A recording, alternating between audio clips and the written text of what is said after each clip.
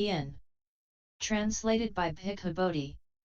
Suttacentral.net and suttas.com. DN 23, Payasi Sutta. Debate with a skeptic. Thus have I heard.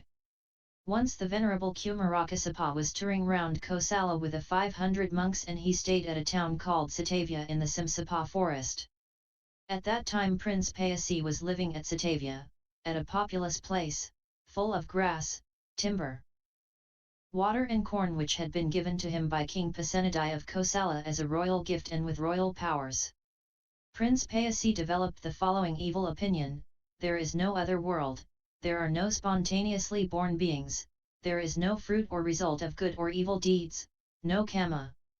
Meanwhile, the Brahmins and householders of Setavya heard that the ascetic Kassapa, a disciple of the ascetic Gautama, is staying in the Simsapa forest. They knew that Venerable Kassapa is learned, experienced, wise, well informed, a fine speaker, able to give good replies, a venerable, an arahant. They think that it is good to see arahants, so the Brahmins and householders left in large numbers and made for the Simsapa forest.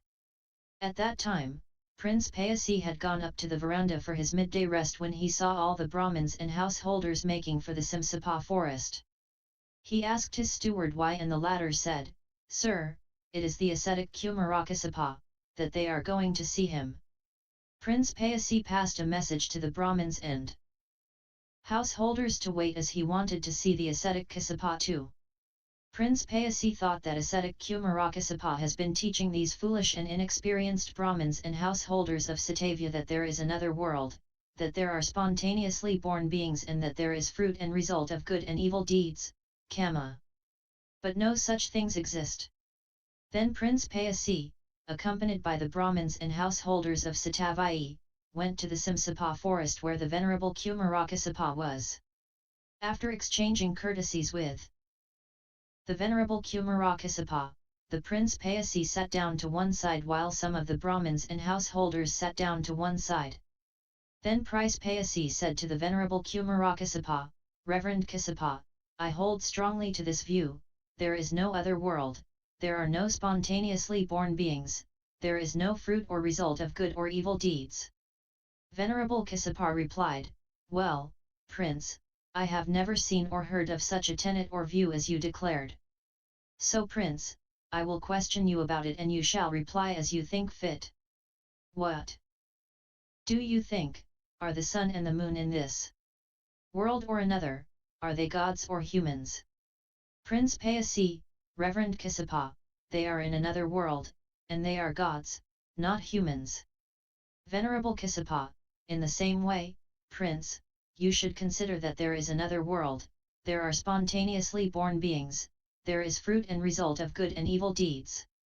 Prince Payasi, "Whatever you may say about that, Reverend Kassapa, I still think there is no other world."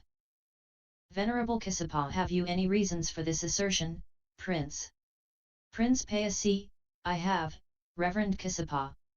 I have friends, colleagues, and relatives who take life, take what is not given, commit sexual offences, tell lies, use abusive, harsh and frivolous speech, who are greedy, full of hatred and hold wrong views.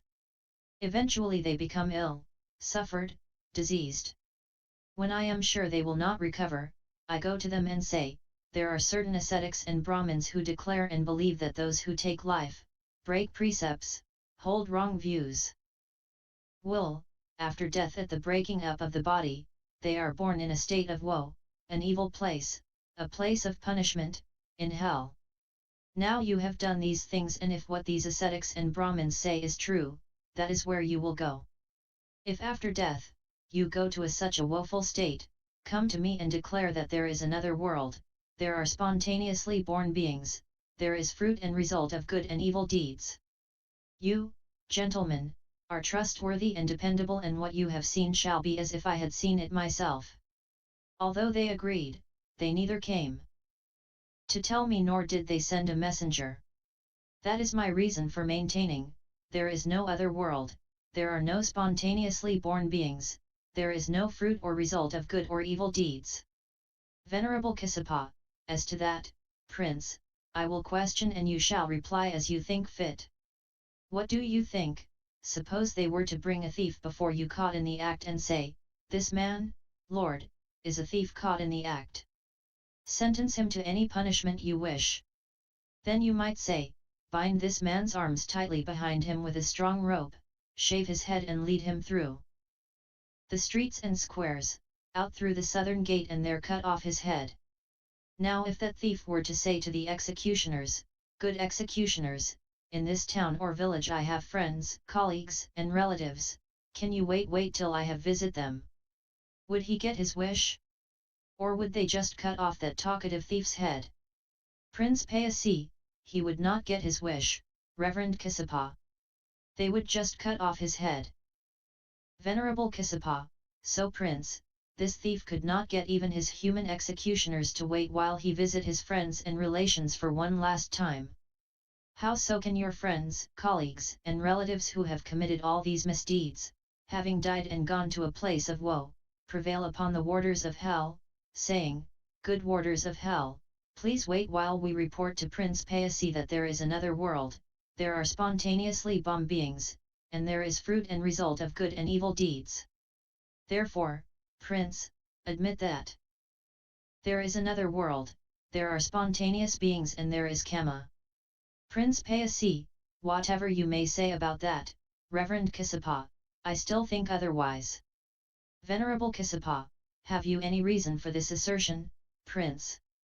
Prince Payasi, I have friends who abstain from taking life, from taking what is not given, abstain from committing sexual offences, abstain from telling lies or using abusive, harsh, and frivolous speech, they are not greedy or full of hatred and they have right views. Eventually they become ill and when I am sure they will not recover, I go to them and say, there are certain ascetics and Brahmins who declare and believe that those who follow the precepts and have right views will, after death they will be born in a happy state, a heavenly world. Now you have refrained from doing these things, if what these ascetics and Brahmins say is true, that is where you will go. If after death, you go to a happy state, a heavenly world, come to me and declare that there is another world, there is spontaneously born beings. And there is karma. But although they agreed, they neither came to me nor did they send a messenger. That, Reverend Kassapa, is my reason for maintaining my view. Venerable Kassapa, well then, Prince, I will give you a simile because some wise people understand what is said by means of that. Suppose a man had fallen head first into a cesspit and you were to say to your men, pull that man out of the cesspit. They would do so. Then you would tell them to clean his body thoroughly of the filth with bamboo scrapers and then to give him a triple yellow shampoo powder. Then you would tell them to dress his hair and beard and to adorn him with fine garlands, ointments and clothes. Finally you would tell them to lead him up to your palace and let him indulge in the pleasures of the five senses, and they would do so. What do you think, Prince? Would that man, having been well washed, with his hair and beard dressed, adorned and garlanded, clothed in white, having been conveyed up to the palace, enjoying and revelling in the pleasures of the five senses, want to be plunged once more into that cesspit? Prince Payasi, no, Reverend Kassapa. Venerable Kassapa, why not? Prince Payasi, because that cesspit is dirty, evil-smelling, horrible, revolting, and generally considered to be so. Venerable Kassapa, in just the same way, Prince, human beings are generally considered repulsive by the devas. So why should your friends who have not committed any of the offences and who have after death been born in a happy state, a heavenly world, come back and report to you that there is another world, there are spontaneously born beings and there is karma? Therefore, Prince, admit that there is another world. Prince Payasi, whatever you may say but I still hold to my view. Venerable Kassapa, have you any reason for this assertion, Prince? Prince Payasi, I have friends who observe precepts, abstain from strong drink and sloth-inducing drugs. Eventually they become ill and I told them that if there were to be born in a happy state, in a heavenly world, as companions of the 33 gods, they should report to me. But although they agreed, they neither came nor did they send a messenger. That's why I maintain my view. Venerable Kassapa, as to that, Prince, I will question you about it, and you shall answer as you think fit. 100 human years is one day and night for the 33 gods. 30 of such nights make a month, 12 such months a year, and 1,000 such years are the lifespan of the 33 gods. Now suppose they were to think, after we have indulged in the pleasures of the 5 senses for 2 or 3 days we will go to Payasi and tell him there is another world, there are spontaneously born beings, there is fruit and result of good and evil deeds. Would they have done so? Prince Payasi, no, Reverend Kassapa, because we would be long dead. But who has told you that the 33 gods exist, and that they are so long-lived? I don't believe the 33 gods exist or are so long-lived. Venerable Kassapa, Prince, imagine a man who was blind from birth and could not see dark or light objects, or colors, could not see the stars and the moon. He might say, there are no dark and light objects, there is no sun or moon and nobody who can see them. I am not aware of this thing and therefore it does not exist. Would he be speaking rightly, Prince? Prince Payasi, no, Reverend Kassapa. There are dark and light objects, there is a sun and a moon, and anyone who said, I am not aware of this thing, I cannot see it, and therefore it does not exist, would not be speaking rightly. Venerable Kassapa, well, Prince, it appears that your reply is like that of the blind man when you ask how I know about the 33 gods and their longevity. Prince, the other world cannot be seen the way you think, with the physical eye. Prince, those ascetics and Brahmins who seek in the forest for a resting place that is quiet, secluded. They stay there unwearied, ardent, restrained, purifying the divine eye. With that purified divine eye that exceeds the powers of human sight, they see both this world and the next, and spontaneously born beings. That, Prince, is how the other world can be seen and not the way you think, with the physical eye. Therefore, Prince, admit that there is another world, that there are spontaneously born beings, and that there is fruit and result of good and evil deeds. Prince Payasi, whatever you may say about that, but I hold on to my view. Venerable Kassapa, have you any reason for this assertion, Prince? Prince Payasi, I have seen here some ascetics and Brahmins who observe morality and are well conducted, who want to live, do not want to die, who desire comfort and hate suffering. It seems to me that if these good ascetics and Brahmins who are so moral and well conducted know that after death they will be better off than those who would take poison and commit suicide. But though they have such knowledge, they still want to live, do not want to die, they desire comfort and hate suffering. And that, Reverend Kassapa, is my reason for maintaining my view. Venerable Kassapa, well, Prince, I will give you a simile. Once a certain Brahmin had 2 wives. One had a son about 10 years old, while the other was pregnant and nearing her delivery time when the Brahmin died. Then this youth said to his mother, "See, O wife, lady, whatever wealth and possessions, silver or gold, will all be mine. My father made me his heir." The Brahmin lady said to the youth, "Wait, young man, until I give birth. If the child is a boy, one portion will be his. And if it is a girl, she will become your servant." The youth repeated his words a second time and she gave the same reply. When he repeated a third time, the lady took a knife and cut open her belly, thinking, "If only I could find out whether it is a boy or a girl." And thus she killed herself and the living embryo and the wealth as well, just as fools do who seek their inheritance unwisely, heedless of hidden danger. In the same way you, Prince, will foolishly enter on hidden dangers by unwisely seeking for another world, just as that Brahmin lady did in seeking her inheritance. But Prince, those ascetics and Brahmins who observe morality and are well conducted do not seek to hasten the ripening of what is not yet ripe, but rather they wisely await its ripening. Their life is profitable to those ascetics and Brahmins, for the longer such moral and well conducted ascetics and Brahmins remain alive, the greater the merit that they create. They practice for the welfare of the many, for the happiness of the many, out of compassion for the world, for the profit and benefit of devas and humans. Therefore, Prince, Admit that there is another world, there are spontaneously born beings and there is Kama. Prince Payasi, whatever you may, but I still disagree. Venerable Kassapa, have you any reason for this assertion, Prince? Prince Payasi, take the case that they bring a thief before me who was caught in the act and they asked me to sentence him. And I say, take this man and put him alive in a jar. Seal the mouth and close it with a damp skin, give it a thick covering of damp clay, put it in an oven and light the fire. When we are sure the man is dead, we remove the jar, break the clay, uncover the mouth and watch carefully, maybe we can see his soul escaping. But we do not see any soul escaping. Since there is no soul, I believe there is no other world, no spontaneously born beings and no Kama. Venerable Kassapa, as to that, Prince, I will question you about it and you shall reply as you think fit. Do you admit that when you have gone for your midday rest you have seen pleasant visions of parks, forests, delightful country, and lotus ponds?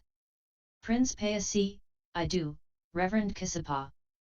Venerable Kassapa, at that time are you not watched over by hunchbacks, dwarfs, young girls and maidens? Prince Payasi, I am, Reverend Kassapa. Venerable Kassapa, do they observe your soul entering or leaving your body?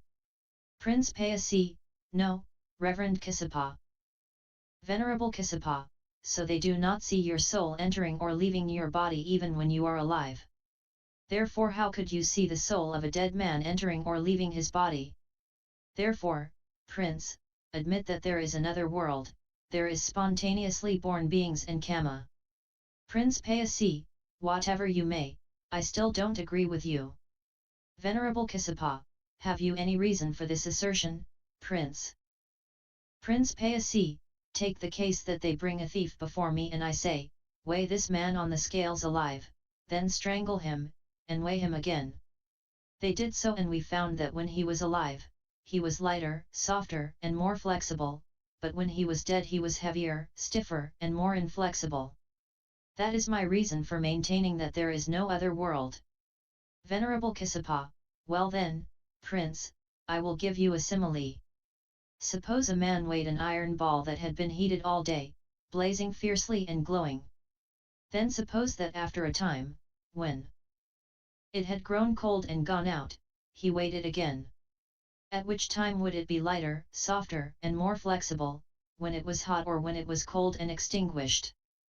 Prince Payasi, Reverend Kassapa, when that ball of iron is hot and glowing with the elements of fire and air, then it is lighter, softer, and more flexible.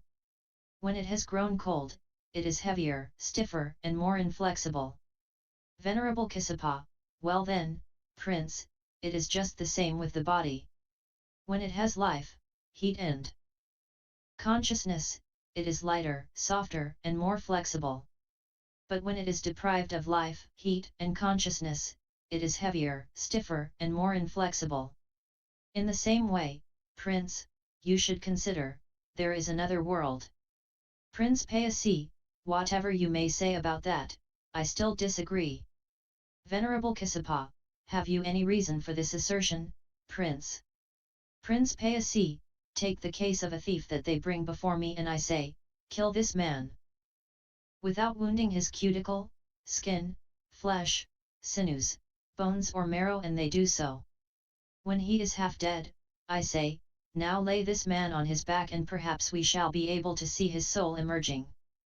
They do so but we cannot see his soul emerging.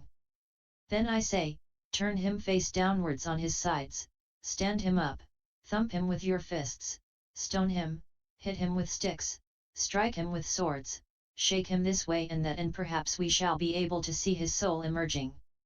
They did that, but although he has eyes he does not perceive objects, although he has ears he does not hear sounds, although he has a nose he does not smell smells, although he has a tongue he does not taste tastes, although he has a body he does not feel tangibles or their spheres. That is why I believe there is no other world. Venerable Kassapa, well then, Prince, I will give you a simile. Once there was a trumpeter who took his trumpet and went into the border country. Upon coming to a village, he stood in the village center, blew his trumpet 3 times before putting it down on the ground and sat down to one side. Then those folks thought, where does that delightful, compelling and captivating sound come from? They asked the trumpeter and he replied, friends, this trumpet is where those delightful sounds come from. Then they laid the trumpet on its back, crying, speak, Mr. Trumpet, speak. But the trumpet never uttered a sound. Then they turned it face downwards, on its sides, stood it up, thumped it with their fists, stoned it, beat it with sticks, struck it with swords, shook it this way and that, crying, speak, Mr. Trumpet, speak. But the trumpet never uttered a sound. The trumpeter thought, what fools these folks are! How stupidly